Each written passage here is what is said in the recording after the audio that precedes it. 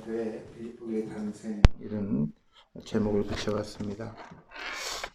저번 주에는 부활 주일입니다. 저번 주 말씀을 잠깐 되돌아보면 예수 그리스도의 십자가를 바라보는 많은 시선이 있습니다. 지금까지는 십자가 그림이라 그러면 밑에서 예수를 바라보는 그런 그림이 대부분이었지만 프랑스 화가인 티소라는 분은 우리의 구원자이신 주님은 십자가에서 무엇을 바라보셨는가 이런 제목으로 아주 독특한 그런 그림을 남겨놓았습니다.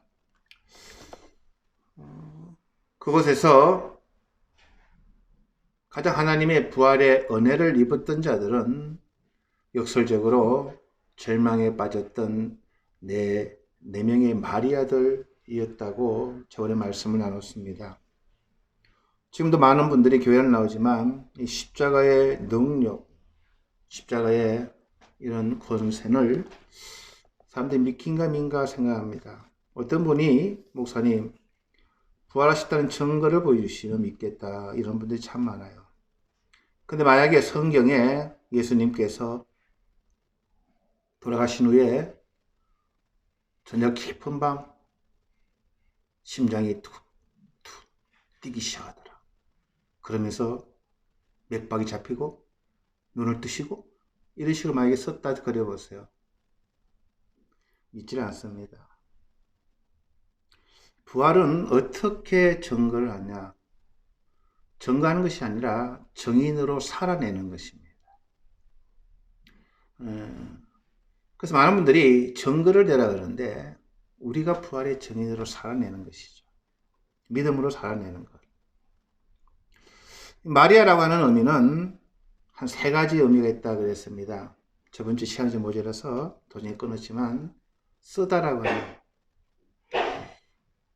예수님의 어머니 마리아는 그 당시 마리아라고 하는 이름은 흔한 이름이지만 인생이 굉장히 쓴 고통, 예수님 동정녀 처녀가 애를 뵌다고 하는 사실부터 믿지 않는 사람들은 장난으로 넘기지만 하나님의 고뇌요, 하나님의 깊은 계획 가운데에 그것을 아이고 감사합니다 하나님, 아이고 내 같은 종에게 주셨네요, 오메 복 받았네요 이런 식으로 말씀들을 해석해 버리면 굉장한 오해입니다. 돌로 맞아 죽을 목숨을 거는 그러한 각오와 결단입니다. 지금이야 워낙 그런 문화가 아무렇지도 않지만 그 당시엔 그랬다는 겁니다. 그리고 예수님은 말 구유에서 태어나시고 그의 삶, 사랑하는 아들을 십자가에 죽기까지 그걸 바라봐야 되는 그 마리아의 그 마음은 그 인생을 한마디로 굉장히 쓴 고통. 그러나 마리아라고 하는 의미는 반란을 일으키다라는 의미가 있다고 이렇게 했습니다. 마리아들로 인해서 초대교회의 믿음이 생기기 시작합니다. 교회가 생기기 시작했습니다. 그들은 반란을 일으킵니다. 몰랐던 예수 그리스도를 만남으로 인하여 그의 부활을 인하여 그들을 통하여 교회가 탄생되고 그들을 통하여 부활의 증인의 삶을 살아냄으로 인하여 교회는 생명력을 가지기 시작합니다. 그것뿐만 아니라 마리아라고 하는 이름은 높게 되다라고 하는 그런 의미가 있습니다. 요즘도 외국에 나가면 마리아라고 이름을 많이 씁니다. 높게 되어지는, 귀하게 되어지는. 그래서 마리아라는 인물은 우리 크리스찬들의 그러한 일생을 단편적으로 드러내는 선 인생을 살 수밖에 없었던 그러한 인간의 연약함을 가졌지만 예수를 만나고 부활의 주님의 그 부활 신앙을 가짐으로 인하여 그들은 하나님 앞에 높게 되는 그런 고귀한 그러한 삶을 살아갈 수 있는 그런 존재다. 그런 식으로 저번에 말씀을 나눴습니다. 우리들은 이제는 크리스찬 부활의 증인들로 어떻게 살아야 될 건가? 신앙생활의 모든 것은 우리는 이제는 부활한 자들로 어떻게 살아야 될 건가?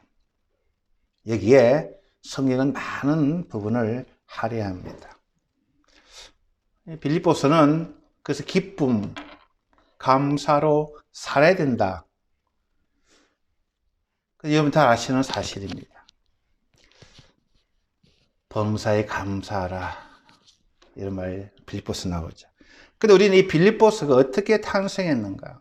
하나님의 말씀을 읽을 때 꼭 우리가 단편적으로 읽지 않고 가능하면 한 텍스트를 뽑아서 그걸 계속 연속으로 읽어야 되는 이유가 많은 의미가 있지만 오늘도 첫 시간입니다. 빌립보를 통해서 이 빌립보 교회는 어떤 교회고 어떻게 생겼으며 어떤 사람들이 그 성도들을 이루었을까? 2000년 그 첫 사건, 빌립보 교회 사건을 우리가 오늘 먼저 좀 배워보자 합니다. 이 빌립보 교회는 사도행전 16장에 아주 자세히 나옵니다. 2차 선교 여행을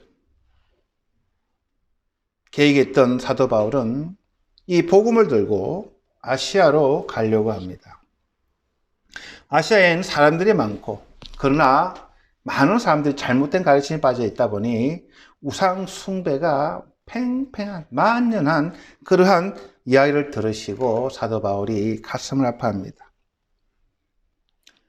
아시아는 아무나 갈 수 있는 곳이 아니죠. 그래서 자신이 가야겠다 생각하고 아시아를 놓고 기도를 합니다. 그런데 하나님께서 성령님이 그것은 아니다라고 막으셨다라고 이야기합니다. 어느 날 기도하는 중에 환상을 봅니다. 유명한 환상입니다. 마케도니아의 사람이 손을 흔들며 우리를 도와달라고 하는 그러한 환상을 봅니다. 사도 바울은 그것이 주님의 뜻임을 깨닫고 그의 방향을 바꾸어 마케도니아, 유럽 지방으로 발걸음을 옮기게 됩니다. 여기서 세계 역사는 달라집니다. 사도 바울이 아시아로 왔었다면 어떻게 되었을까? 땅끝은 유럽이었을 거예요. 지금은 땅끝이 아시아입니다만 그렇게 역사는 갈라집니다. 유럽으로 복음이 들어가는 첫 발걸음이 마케도니아 환상을 통해서 이루어집니다. 그 마케도니아 지방의 첫 번째 도시가 이 빌립보입니다. 빌립보는 유대인들도 없었고 회당도 없는, 그래서 사도 바울이 길거리 나가서 노방 전도를 하면서 만났던 여인이 자주장사인 루디아입니다. 그리고 얼마 있다가 귀신 들린 어린 소녀가 점치는 그 일을 하는 그 소년을 만나게 됩니다. 그 귀신 들린 이 점치는 소녀가 자꾸 쫓아다니면서 방해를 하는 거예요. 하나님의 거룩한 자여라고 하면서 이 바울 일행을 전도를 못하게 합니다. 바울이 얼마나 마음이 아팠겠어요. 그래서 내가 예수의 이름을 명하노니 더러운 귀신아 나가라 이렇게 명령하고 그 귀신 들려 점치는 애를 정상으로 돌려놨어요. 근데 이게 난리 난 거예요. 그 귀신 들린 애를 통해서 점을 보며 돈벌이를 하던 주인이 알게 된 거예요. 돈줄이 끊어진 거예요. 그래서 바로 고발을 하게 됩니다. 고발하자 사도 바울은 붙들려서 위에 옷을 벗기고 채찍으로 맞고 깊은 그런 옥에 갇히게 됩니다. 발과 손에는 족쇄가 채워지고 그렇게 깊은 곳에 이렇게 갇히게 될 때 성경은 사도 바울은 감옥 안에서 찬양을 했다라고 고백합니다. 왜 찬양을 했을까? 아마 그의 과거를 돌아봤을 거예요. 예수를 핍박했던 나, 죄인 중에 계수했던 내가 예수 그리스도의 은혜 가운데에 내가 구원을 받고 죽어도 몇 번은 죽었고 정말 하나님 앞에 어떤 가치가 없었던 그런 무익한 나를 주님은 귀한 구원을 허락해 주셨고 복음을 전하다가 그것도 감사한데 매를 맞고 감옥에 왔다. 내가 그리스도의 고난에 참여하는구나. 이렇게 감격하고 매 맞고 순교하면 하늘나라에서 면류관 받을 텐데 이 얼마나 큰 축복인가. 그걸 생각해 보니 까지 그 감옥도 무대가 안 되는 거예요. 어차피 죽는데 주일 일을 하다가 죽는 것 얼마나 큰 축복이냐. 그렇게 해서 그가 죽음 앞에 찬양하고 감사기도 합니다. 그때 성경은 큰 지진이 나서 옥문이 열리고 모든 옥문이 다 열렸다라고 이야기합니다. 이걸 보고 간수가 놀라 죄수들 다 도망갔구나. 이거 어떻게 하나? 난 이제는 산 것이 아니고 난 이제 처형을 당할 건데 기왕 처형당할 거 자기를 해야 되겠다라고 스스로 자기를 결심했을 때 사도 바울이 그것을 보고 내 몸을 상하게 하지 마라. 우리 다 여기 있다. 왜 그러느냐? 그렇게 사도 바울이 고함을 쳐서 그 순간을 모면시킵니다. 얼마나 이 간수가 놀라고 당황했던지 바울의 무릎에 앞에 무릎 꿇고 위대한 질문을 던집니다. 선생님, 내가 어떻게 하여 구원을 받습니까?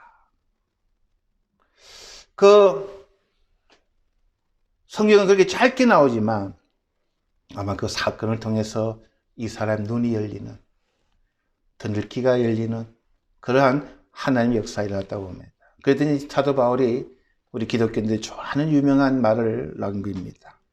주 예수를 믿어라. 그리하면 너와 내 가족이 구원을 받으리로다. 그날 밤에 이 빌립보 감옥의 간수는 바울 일행을 자기 집으로 모셔서 모든 전속들을 세례를 주고 그리고 고난 중에 기뻐하며 찬양하며 감사해서 세워진 교회가 이 빌립보 교회입니다. 이 교회에 보낸 편지가 이 빌립보서예요. 그 후에 사도 바울은 전도를 하러 많은 개척교회를 세웁니다. 개척교회 중에 사도 바울을 끝까지 응원하고 지원하고 도왔던 교회가 이 빌립보 교회입니다. 사도 바울은 여러분 아시다시피 나중에는 로마 감옥에 투옥이 되고 맙니다. 그 이야기를 듣고 도왔던 교회가 이 빌립보 교회입니다.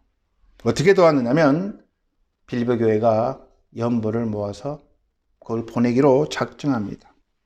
돈만 마련해서 보낸 것이 아니라 그 교회를 담임하셨던 장로이신 에바브로디도 목사님을 함께 그 연보를 물질을 가지고 사도 바울 선생을 이 어려울 때에, 이 추울 때에 어떻게 견디시겠느냐. 그래서 목사님께서 가셔서 사도 바울을 꼭 좀 위로하시고 회복되실 수 있도록 목사님 다녀오십시오라고 지금 말로 하면 그냥 몇 개월 휴가를 보내 그러한 내용입니다. 그래서 이 에바브로디도 목사님이 헌금을 가지고 바울을 만나 감옥에서 바울을 숨기고 섬기고 정성을 다해서 이 사도 바울을 간병을 합니다. 그런데 아이고 큰일 났어요. 그렇게 열심히 간병하시던 이 베아드로 목사님이 자기가 병에 들어버렸어요. 얼마나 정성껏 간병했는지 그건 잘 나오진 않지만 바울의 마음이 얼마나 아팠을까요? 자기를 위로하고 도와주러 온 분이 너무나도 정성스럽게 자기를 간병하다가 자기가 벌컥 병에 들어버리고 참 사도 바울도 마음이 되게 아팠을 겁니다. 또 이 에바브로디도 목사님은 또 어떻게 했을까요? 자기가 교회의 명을 받으러 모든 성도들이 협력해서 바울 선생을 잘 간병하고 편안하게 해드리고 돌아오라 그렇게 명받았는데 그 역할도 제대로 못하고 자기 병에 들어버렸어요. 또 교회는 교회들 얼마나 또 마음이 아플까. 아이고 이거 어떻게 해. 그 교회는 어떻게 했을까요? 사도 바울이 기도했죠. 모두가 기도했을 겁니다. 그때 하나님께서 그 기도를 들으시고 이 에바브로디도 목사님을 회복시켜 주셨어요. 사도 바울은 그 목사님과 더 있고 싶었지만 이 빌립보 교회 성도들이 너무너무 안타까워하고 걱정해서 빨리 보냅니다. 빨리 보내면서 그냥 보낸 것이 아니라 편지를 써서 에버르디도 목사님과 함께 보냈는데 그 편지가 빌립보서라는 거예요.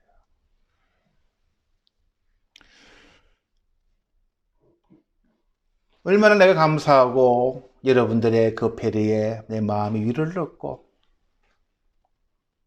어렵지만 담임 목사까지 보내면서 부족한 이 종들을 섬기고 협력해서 아름다운 일을 해준 그것이 너무너무 기쁘고 감사하다. 그렇게 해서 이 빌립보서는 감사와 기쁨의 편지라고 우리가 그렇게 알고 있습니다. 그래서 이 빌립보 특징은 감사와 기쁨이에요. 하나님의 내 뜻을 막으시고 아시아로 가지 못하게 하신 것도 감사요. 빌립보로 오게 하신 것도 감사요. 전도하다가 매를 맞은 것도 감사요. 감옥에서 찬송한 것도 감사요. 은혜요. 그리고 교회가 세워진 것도 은혜요. 지금 감옥에 같이 있는데도 빌립보 성도가 도와주러 온 것도 감사요. 병이 들었지만 치료된 것도 감사요. 그래서 다시 돌아가게 된 것도 감사요. 모든 것이 생각하면 할수록 감사와 기쁨이 충만한 그런 내용들로 이 빌립보서는 구성이 되어 있습니다. 우리는 이 기쁨, 감사, 은혜다 좀 차원이 좀 다르죠. 우리는 언제 기쁠까? 언제 감사할까? 언제 은혜 받았다 그럴까? 다 열거할 필요는 없다고 봅니다만 우리랑 좀 다른 그러한 기쁨과 감사와 은혜가 있었다. 절망 앞에서도 고난 앞에서도 참 일이 뜻대로 풀리지 않았지만 감사하고 기뻐했다.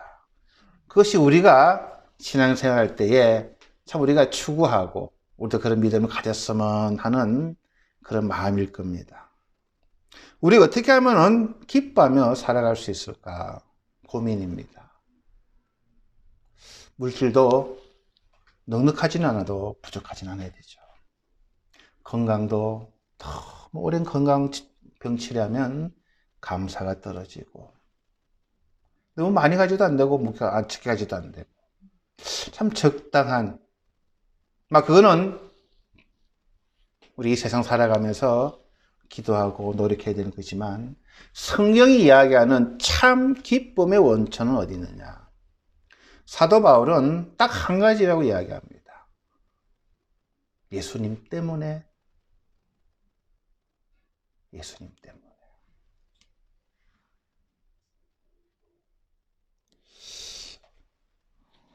저는 이 본문을 보면서 사도 바울이나 모든 성도들이 그들이 왜 기뻐했을까? 하나님의 주권을 믿었다. 우리 눈에는 다 이해하지 못하고 우리의 경험적으로는 우리가 그것을 받아들이지 못하지만 모든 하나님의 자녀들, 하나님의 약속으로 하나님의 피값으로 산 귀한 우리 한 사람 한 사람들 그들의 삶 가운데에 진정한 기쁨은 내가 너희들을 책임져 주겠다고 하는 내가 너희들을 붙들어 주겠다고 하는 하나님의 주권적인 이 주권이 그들은 거기에 붙들려 있었기 때문이 아닌가. 그리고 내가 이제 죽어도 감사하고 기쁘고요. 사도 바울은 내가 살아도 너에게 유익이요 내가 죽어도 나에게 유익이다라고 그러한 고백을 합니다. 우리는 이 세상을 보기 때문에 영적이 잘 안 보일 때가 많아요. 여러분 이 세상이 좋을까요? 하나님 나라가 좋을까요? 우리는 안 보이니까 긴가민가예요. 이 세상에 오래 사는 게 좋을까요? 하나님 나라에서 영원히 사는 게 좋을까요? 모르니까 이 세상 오래 사는 게 좋아요. 이 세상에서 내 배부르고 내가 좋은 거 먹고 누리며 사는 게 좋을까요? 하늘나라에서 사는 게 좋을까요? 안 보이기 때문에 믿지를 못하는 거예요. 그건 믿음이 아닌 거예요. 거듭나지 않은 거예요. 너희는 먼저 그 나라와 그 의를 구하라. 보여야죠. 잡혀야죠. 그러니까 기복신앙, 번영신학은 이 세상에서 그것을 잡게끔, 이 세상 복을 누리게끔 기도하면 복을 받고, 하나님 말씀대로 순종하면 자기들이 잘 되고, 내가 뭘 해도, 내가 무엇을 심어도 막 열매를 맺어야 되고, 내가 살아있는 동안. 그러니까 사람들이 막 헷갈리는 거예요. 이 세상에 전부인 양 많은 크리스찬들이 그래야 기뻐요. 내 땅의 평수가 넓어져야 기쁘고. 그런 성경 말씀을 해석을 할 수가 있습니다. 그런데 성경을 깊게 보면 사도 바울은 그런 곳에 기뻐하지 않았어요. 눈에 보이지 않는 저 하늘나라, 저 종말론에 내 목숨을 걸고, 그게 사도 바울은 예수 그리스도의 마음을 가져라라고 오늘 디모데전서 2장 5절에 보면 이렇게 이야기합니다. 너희 안에 이 마음을 품으라. 곧 그리스도 예수의 마음. 사도 바울도 이 마음을 품었기에 기뻐할 수 있었던 거예요. 빌립보서 전 성도들도 이 마음을 품었기에 그 당시 얼마나 살벌한 시대입니까? 순교를 해야 되고 붙들려 가야 되고. 그런데 이 마음을 품은 거예요. 이 예수의 마음은 두 가지입니다. 그는 근본 하나님의 본체시나 하나님과 동무됨을 취할 것을 여기지 아니하시고 오히려 자기를 비워 종의 형체를 가지사 사람들 같이 되셨다. 낮아지셨다는 거예요. 겸손해지셨다는 거예요. 그리고 그분은 죽기까지 순종하셨다는 거예요. 예수님의 마음은 두 가지예요. 겸손과 순종입니다. 많은 사람들이 겸손하다면요, 잘못 배웠어요. 손해보는 줄 압니다. 저도 그렇게 생각했던 사람 중에 한 사람입니다. 겸손하면 손해보는 줄 알아요. 제가 한국에 있을 때는요, 교통사고 나죠, 목소리 큰 사람이 이겨요. 그런 시대가 있었습니다. 자기가 잘못해놓고는 막 큰 소리 치면 이겨요. 뭐 CCTV도 없었고 그때는 막 무대포 이겼던 그런 시절이었습니다만, 많은 크리스천들도 예수의 마음을 품는데 그 예수의 마음이 뭔가를 몰라요. 예수님은 겸손하셨어요. 모든 것을 다 아시고 모든 것 위에 서실 수도 있고 누릴 수도 있고 주관하실 수 있고 주장하실 수도 있었지만 그것을 하시지 않으셨어요.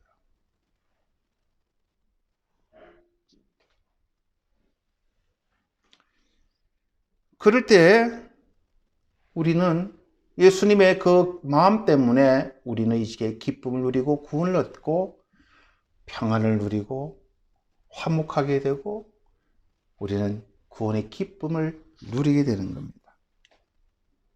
진정한 기쁨과 감사는 겸손과 순종 속에 있습니다. 그래서 우리도 조금 교만해지고 조금 자기가 좀 삐딱해지면 우리는 어떻게 됩니까? 회개하면 됩니다. 하나님 말씀에 순종하면 기쁨이 회복되고 은혜가 소생되는 것이, 이것이 성경적인 공식입니다. 주님의 마음을 우리는 가져야 됩니다. 그걸 품어야 됩니다. 어렵습니다, 여러분. 어렵습니다. 그래서 우리는 슬퍼야 되는 거예요. 십자가 밑에서 다들 야, 로마 병사처럼 내가 명령대로 죽였어. 난 일 잘하는 사람이야. 종교가들처럼 말을 타고 나귀를 타고 예수 그리스도를 비웃거든. 그럼 교만이 아니라 마리아들처럼 앞에서 주님, 겸손하지 못한 나를 불쌍히 해달라고, 순종하지 못하는 나를 궁일히 여겨달라고,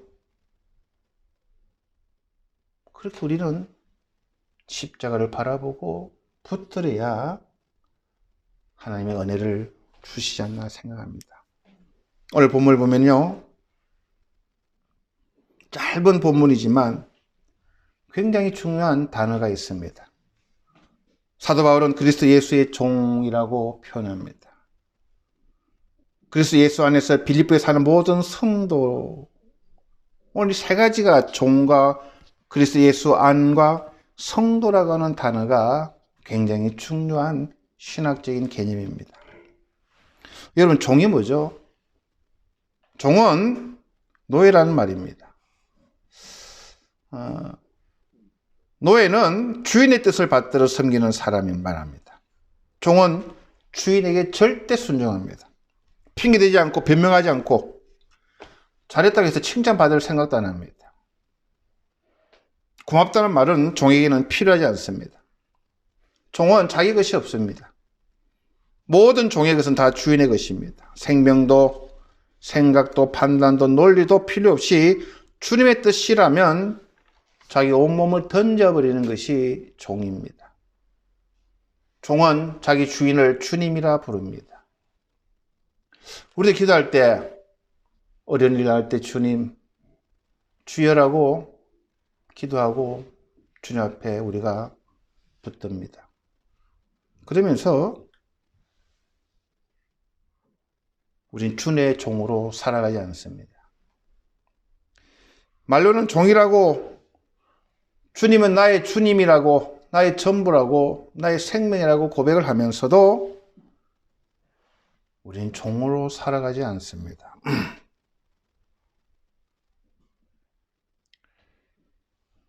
사도 바울은 빌립보에 사는 성도들에게 또 편지를 보내면서 성도란 말이 나오는데, 이 성도란 말은 구별된 존재라고 하는 의미입니다.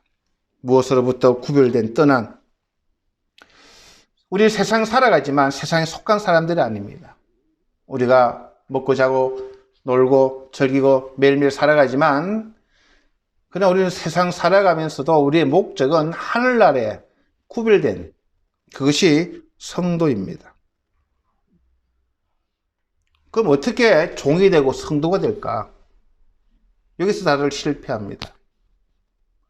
죽었다 깨어나도 우리는 종이 못 되고 성도가 못 됩니다. 할 수가 없어요, 여러분. 어떻게 우리가 남의 종 노릇합니까? 어떻게 세상과 구분된 삶을 살아갑니까?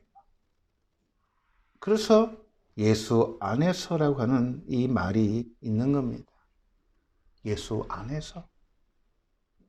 예수 안에서 보니 나는 종일 수밖에 없고, 예수 안에서 보니 나는 성도일 수밖에 없고. 그래서 그리스도 안이라고 하는 말은 의미가 굉장히 많습니다. 예수 앞에서 나를 내려놓는 것이죠. 나의 태어난 그 모습으로 주님 앞에 서는 거예요. 그리고 나는 예수 그리스도의 십자가를 붙들며 살아가기로 작정하고 고백하는 것이죠. 그것을 생각하고 그분의 은혜를 기억하며, 그래서 그분이 나를 다스려 주시고 그분이 나를 인도해 주시고 나는 그분의 도구로 살아가겠다라고 할 수 있는 그 모든 것들이 그리스도 안에서, 그걸 우리가 알기 때문에 우리는 그의 종이요, 그의 성도요, 택한 백성이죠. 거룩한 제사장이요, 그 나라라고. 왜? 그리스도 안에서만이 그의 가치가 있고 그의 빛이 나고 그것이 이해가 되고, 그래서 그리스도 안에서 우리가 그분이 주신 이 은혜를, 그분이 주신 이 놀라운 비결을 우리가 깨닫지 못하면 죽었다 깨어나도 우리는 종로를 못합니다. 성도를 못합니다. 그래서 예수 안에 내가 얼만큼 그 안에 있어야 되는가, 얼만큼 그 안에서 내 자신을 돌아볼 수 있는가, 그 안에서 나라는 존재가 얼마나 놀라운 하나님의 은혜를 입고 축복을 누리고 사랑을 받은 존재인가를 깨닫지 않는 이상은 우리는 말로만 종, 성도, 허공을 치는 소리밖에 안 달라요. 그래서 그리스도 안에서라고 사도 바울은 이야기하는 겁니다. 그가 그리스도 안에 붙들렸을 때에 자기는 주님의 종이 되는 게 복중의 복이요. 그리스도 안에서 내가 붙들리고 그 십자가를 통해서 내가 거듭나고, 그 십자가를 통하여 나의 죄가 용서함 받고, 그 십자가를 통하여 내가 죽을 수밖에 없는 영원한 형벌을 받을 수밖에 없는 내가 하나님 안에서 영생을 누리며 살아가는 놀라운 축복이 눈에 보이고 깨달아지는 순간 내가 성도인 것이 행복하고 기쁘고 주 안에 살아가는 것이, 남들은 뭐라고 해도 관계없어요. 남들은 뭐라고 나를 보든 그건 관계가 없어요. 하나님 나를 그렇게 살아가시는 것이 깨달아지는 순간 그것은 놀라운, 그게 거듭나는 사건입니다. 새로 태어나는 사건입니다. 어떤 분이 심각하게 질문합니다. 목사님, 어떻게 하면 주의 제자가 될 수 있어요? 이야, 아름다운 질문이죠. 어떻게 하면 주의 제자가 될 수 있을까요? 그래서 지금 집사님 뭐 하고 계십니까? 제자가 되기 위해서. 지금 제자 훈련을 지금 공부를 하고 있답니다. 제자 훈련을 해서 제자가 된다면 좋겠죠. 그래서 저는 어떻게 하면 제자가 될까? 여러분 한번 고민 한번 해보셨습니까? 어떻게 하면 우리가 예수의 제자가 될까? 오늘 성경 말씀에 나와요. 제자가 되는 조건 두 가지입니다. 첫째는 성도가 되는 것이고, 그 다음에 종이 되는 거예요. 이 두 가지를 합쳐서 제자가 된다는 겁니다. 우리는 어떻게 성도가 될까요? 내 자신을 알아야 돼요. 얼마나 내가 부질없는 존재였던가, 죄인이었던가. 그래서 내가 예수를 믿고, 그 예수님께 날 위해 십자가 돌아가심을 인하여 그 놀라운 은혜를, 내가 그 용서를 믿음으로 받아들이고, 그래서 믿음으로 거룩하게 되는 거예요. 여기까지는 다들 납득이 됩니다. 그 다음에 이제 종이 돼야 돼요. 종을 한마디로 뭐라고 표현할까요, 여러분? 어떤 목사님이 종이 되는 비결이 심플하게 이렇게 말씀하셨어요. 집사님 권리 있죠? 권리. 내 권리. 내가 살 권리도 있고, 내가 갈 권리도 있고, 내 마음대로 할 그 권리를 포기하는 것이.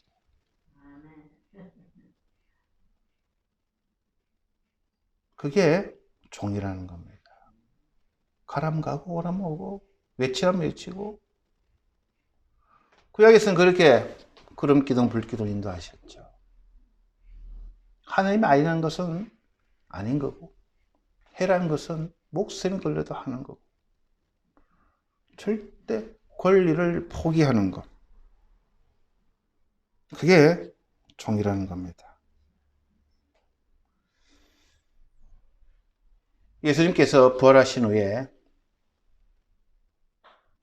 가서 제자 삼아라 그랬었어요. 그래서 우리는 제자가 되어야 되는 겁니다. 배운다고 제자 되면요 좋겠지만, 배우면요 머리만 커져요. 그게 더 안 돼요. 하면 되는데 안 해요.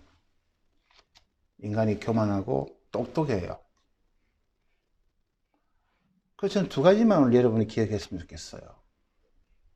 제자되는 비결, 내가 진정한 성도인가?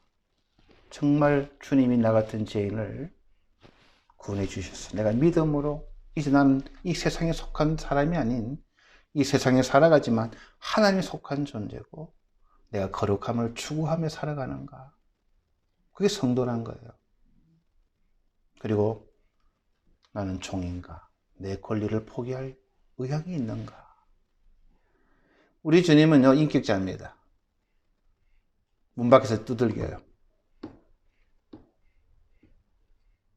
그래서 우리는 그것을 잘 기억을 해야 됩니다. 오늘 빌립보서 교회를 통해서 저는 이 기쁨을, 감사를 할 수 있는 것이 첫째로 주님의 주권이 모든 우리의 삶 가운데에 흘러가는 토대라는 겁니다. 그것을 우리 붙들어야 됩니다. 당장은 어렵고, 당장은 이해가 안 되고, 당장은 내가 원망이 되고, 도저히 하나님 내가 이해할 수 없어요. 왜 이런 일이 나에게? 그런데도 그 가운데 하나님이 협력해서 선을 이루시고, 지금 내가 일하지 못하지만 더 좋은 나의 처소를 예비하시고, 그래서 우리는 종말론적인 믿음을 꼭 우리는 새기고 있어야 됩니다. 가지고 있어야 됩니다. 그리고 사도 바울과 에바브라 목사님, 에브라 디도 목사님, 모든 성도들이 사랑했어요. 참 저는 부러워요. 사도 바울이 개척한 교회가 많아요, 여러분. 신약 성경 다잖아요. 근데 가장 사도 바울을 염려하고 도우려고 했던 교회가 빌립보 교회 성도들입니다. 아마 사도 바울이나 에바브로 디도 목사님이나 많은 위로를 받았을 거예요. 사랑받으면, 배를 받으면 행복하지만 책임감도 무거워요. 나 같은 사람 이렇게 생각해 주시고, 기도해 주시고, 배려해 주시고, 사랑해 주시고. 아마 또 사도 바울은 더 열심으로, 더 순결한 마음으로, 진실한 마음으로 그 남은 삶을 주님을 위해서, 성도를 위해서 사용되었을 거다. 우리 교회도 적었지만 참 우리 사랑 성도들의 교제가 참 기쁨의 교제예요. 내 권리를 다 내려놓고